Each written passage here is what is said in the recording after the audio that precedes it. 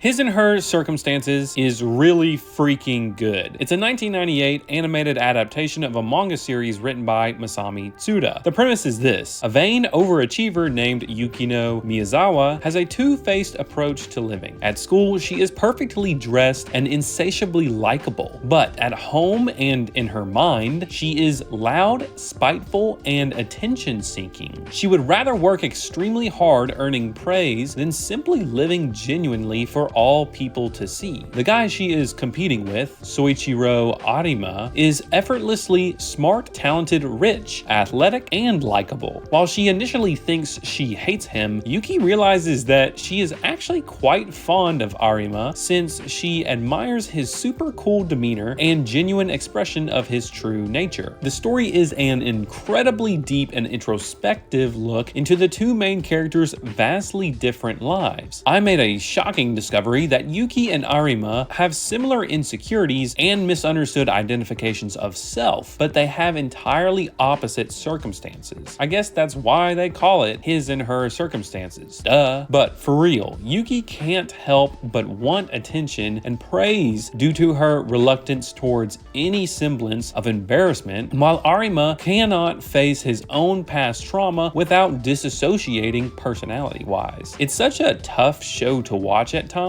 but there is a redeeming sweetness to the romance. It's as though the writer personified the trope, love conquers all, because the solution to most of the terrible feelings of inadequacy is simply the other character accepting the person's damaged psyche. I must say that I like that solution. Too many times in life, people expect you to overcome your own traumatic experiences, but we are not individual creatures. Humans are social by nature, so we sometimes need help from others. I think it is naive and self-indulgent to assume that we can fix ourselves every single time. Of course, true healing comes from the forgiveness of sins by Jesus Christ, but other humans made in God's image can point you towards the correct solution when you are struggling. I just never thought that a cartoon could pack so much emotional analysis into one series, but somehow the characters all experience clearly defined psychological tribulation. To lighten the mood a little, I wanted to say that this anime delivers on every aspect of a good show just in general. The comedy is loud and brash, but honestly, I really like it. I laughed out loud multiple times from stark contrasts of internal versus external reactions. For example, Arima will say something kind out loud to Yuki, and on the outside, she will return a respectable response. However, the anime will show us her exaggerated hostile response that is happening in her mind. This reminds me of Kaguya-sama Love is War, but I now wonder if that series drew inspiration from this older series. His and Her Circumstances also deals with critical analysis of oneself. In one scene, Yuki's little sisters address the fact that her behavior has changed after meeting Arima. While she seems to be mad at Arima for outperforming her, Yuki's sisters surprisingly analyze her feelings toward Arima. They tell her that she feels inadequate not only because she has low self-esteem, but she also admires Arima's effortless talent and ability. I guess that's part of the reason why I love anime in general. It is very introspective and analytical, like me. This anime, in particular, articulates those critical character evaluations quite well and succinctly, I might add. So I thoroughly enjoy that aspect of this rom-com. Another great thing about the show is the pacing. It is very fast in its events, but it takes time to let suspenseful moments sink in. I did not think that a show this old would keep my attention, and so once again, I was wrong. Surprising, right?